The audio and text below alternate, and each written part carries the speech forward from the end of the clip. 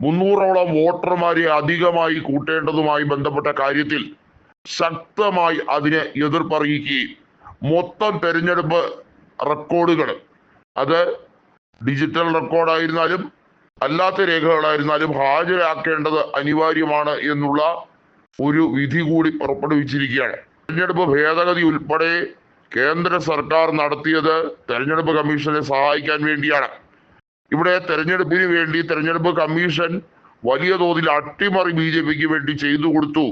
ഹരിയാനയിൽ അവിടെ എല്ലാ EVM-ലെയും ചാർജുകൾ പരിശോധിക്കുമ്പോൾ വെവ്വേറെ രീതിയിലുള്ള കണക്കുകൾ വന്നതിൽ അപാകത ചൂണ്ടിക്കാട്ടിയിരുന്നു.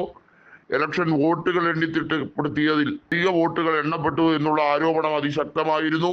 മഹാരാഷ്ട്രയിലും അതിനിർണായകമായിട്ടുള്ള ഒരു നിയമസഭാ തെരഞ്ഞെടുപ്പിലാണ് വലിയ അട്ടിമറി നടന്നതെന്ന ആരോപണം പ്രതിപക്ഷം ഉന്നയിച്ചിരുന്നു.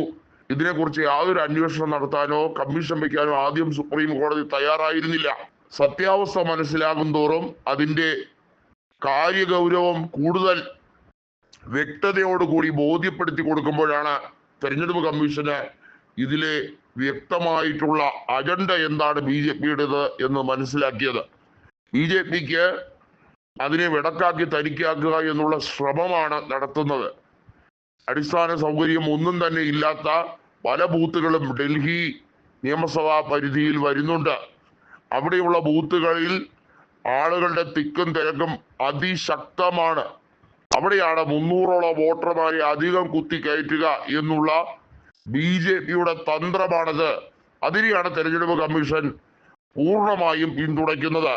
വാസ്തവത്തിൽ ഡൽഹി പോലെ ഒരു തിക്ലി പോപ്പുലേറ്റഡ് ആയിട്ടുള്ള നഗരത്തിൽ ഘട്ടം ഘട്ടമായി തെരഞ്ഞെടുപ്പ് നടത്തേണ്ടതിന്റെ അനിവാര്യത ഉൾപ്പെടെ ഉണ്ടായിരുന്നു. അവിടെ ടാപ്പറിംഗ് ഉൾപ്പെടെ സംഭവിക്കാൻ സാധ്യതയുണ്ട് എന്ന് ശക്തമായ ആരോപണം നേരിടുകയാണ്.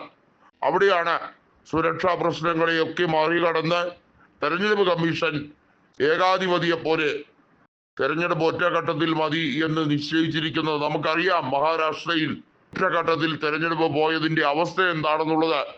ലോക്സഭയിൽ നിരവധി ഘട്ടങ്ങളിലായി തെരഞ്ഞെടുപ്പ് പോയ മഹാരാഷ്ട്രയാണ് ഒറ്റ ഘട്ടത്തിലേക്ക് തെരഞ്ഞെടുപ്പ് എന്ന രീതിയിലേക്ക് വന്നത്. ഇവിടെയാണ് ഇതിന്റെ സത്യാവസ്ഥ കുടികൊള്ളുന്നത്.